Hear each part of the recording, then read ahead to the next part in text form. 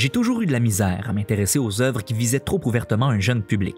J'avais grandi avec Batman The Animated Series, alors si une série était légère ou multicolore, je la trouvais immédiatement condescendante car j'avais l'impression qu'on aseptisait la réalité de peur que la moindre touche de gris me donne des cauchemars. Alors en 1999, quand j'avais 9 ans, même si Terry McGinnis en avait 16 et qu'il allait au secondaire, je boudais cette série qui avait troqué les intrigues de films noirs, mettant en vedette des politiciens, des journalistes, des avocats et des détectives, pour des intrigues d'adolescents à l'école.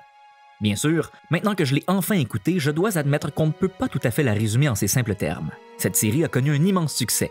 3 saisons, un film, elle a continué de vivre dans les bandes dessinées et ça fait plusieurs années que les fans veulent voir une adaptation en vrai où Michael Keaton reviendrait jouer Bruce Wayne. Et vu les récents développements dans l'univers filmique partagé de DC, il n'est pas impossible que cela se produise. Bienvenue à Frank Movie Talks, Frank c'est moi, et aujourd'hui je vais explorer Batman Beyond Return of the Joker. Pour ceux qui ne connaissent pas Batman Beyond, je vous en fais un court résumé. En 2019, le futur, même s'il n'est plus tout jeune, Bruce Wayne continue de combattre le crime en tant que Batman grâce à un costume technologiquement très avancé, jusqu'au jour où il fait une crise cardiaque devant un criminel et qu'il est obligé de se défendre à l'aide d'une arme à feu.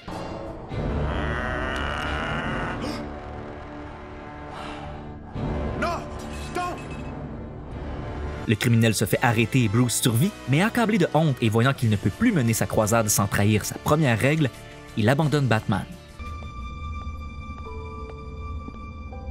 Never again.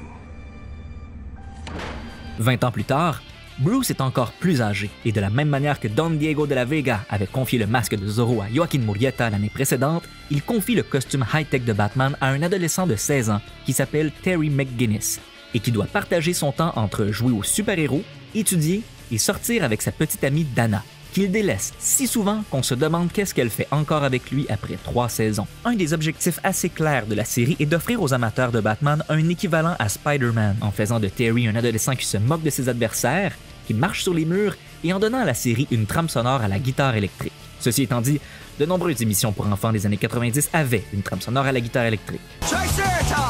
Mais le meilleur personnage reste encore Bruce Wayne, reconverti ici en une espèce d'Alfred sombre et menaçant. Kevin Conroy, qui suivait jusqu'ici la tradition amorcée par Keaton, c'est-à-dire de donner une voix différente à Bruce Wayne et à son alter ego, parvient dans Batman Beyond à donner l'impression que Bruce et Batman n'ont fini par devenir qu'une seule personne, un vieillard dangereux, tourmenté et méthodique. Why were you so sure those voices weren't coming from you? Well, first, I know I'm not psychotic. I hope your other reason's more convincing. And second, the voice kept calling me Bruce.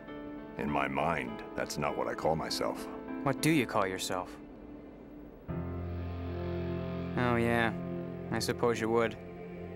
But that's my name now. Tell that to my subconscious. De son côté, Barbara Gordon a elle aussi abandonné son costume. Contrairement à tous les Robin, Batgirl n'a jamais été le fidèle soldat de Batman, opérant plutôt en périphérie de la Bat Family. C'est donc tout à fait logique pour son personnage qu'elle soit devenue commissaire de police, tout en ne tolérant pas Batman aussi bien que son père jadis. Yes. It's me. You're not authorized to use this frequency. Get off it, now.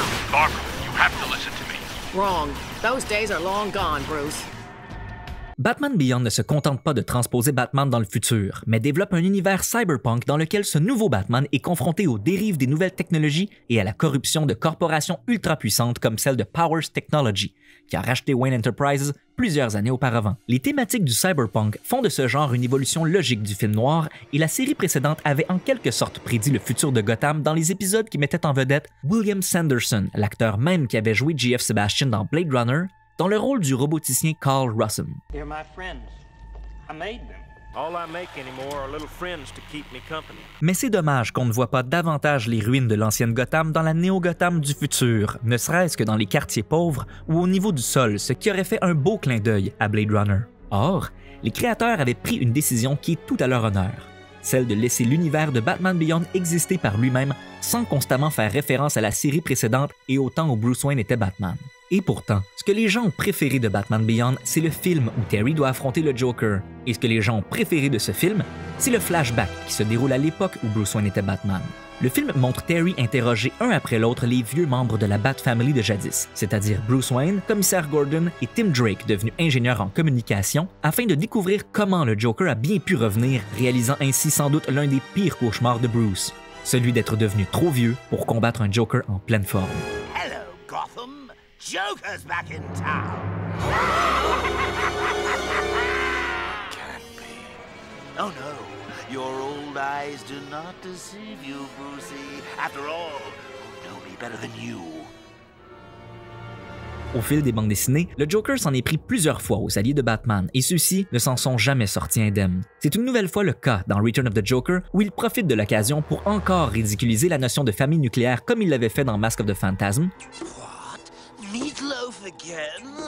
Oh, I had it for lunch. Et c'est donc tout à fait logique que ce soit cet adversaire que Terry doit affronter pour enfin obtenir la bénédiction de la Bat Family en tant que nouveau Batman. Lorsqu'on découvre comment le Joker a fait pour revenir, la réponse est bien sûr d'ordre technologique, ce qui permet au film de maintenir un équilibre parfait entre l'ancien et le nouveau, mais il s'agit tout de même d'une réponse incomplète, puisqu'il est difficile de comprendre comment le Joker de jadis a pu mettre la main sur une technologie qui paraît aussi révolutionnaire, même pour les personnages qui vivent dans ce futur. En vérité, pour connaître l'explication complète, il faut écouter la série animée Justice League, et particulièrement l'épisode épilogue où Terry apprend qu'une technologie similaire a été utilisée pour faire de lui une espèce de clone de Bruce Wayne, et qu'on avait même engagé Andrea Beaumont, introduite dans Mask of the Phantasm, pour tuer ses parents et le pousser à devenir le prochain Batman.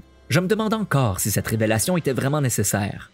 Reprenant le vieux débat inné versus acquis, l'épisode montre Terry furieux d'apprendre qu'il est quasiment un clone de Bruce Wayne jusqu'à ce qu'il réalise que son propre vécu a fait de lui une personne totalement différente. Or, c'est précisément cette idée qui est au cœur de Return of the Joker. Terry parvient à vaincre le Joker en étant lui-même plutôt qu'en répétant ce que Bruce aurait fait. Il se permet même de rire à la manière du Shadow, réconciliant un aspect qu'on avait délaissé de ce personnage dans la création de Batman qui en est fortement inspiré. Et lorsque Terry reçoit enfin la bénédiction de l'ancienne Bat Family, la morale de l'histoire est que Batman n'est qu'un symbole qui peut revenir éternellement et que ce sont les gens derrière le masque qui lui donnent toute sa valeur. Sorti peu de temps après la fusillade de Columbine, Return of the Joker fut fortement censuré par ceux qui aiment connecter les films de Batman aux innombrables fusillades américaines. Mais heureusement, une pétition a permis à la version originale de voir le jour. Comme je le disais plus tôt, plusieurs fans espèrent que le retour de Michael Keaton en Batman annonce une adaptation en vrai de Batman Beyond. Espérons qu'au moins cette fois-ci, la néo-Gotham cyberpunk soit construite sur les ruines de la Gotham expressionniste de Tim Burton. Comme toujours, merci pour votre écoute. N'oubliez pas de vous abonner à la chaîne pour ne pas manquer les prochains épisodes, tandis que je m'apprête à aborder la trilogie de Christopher Nolan.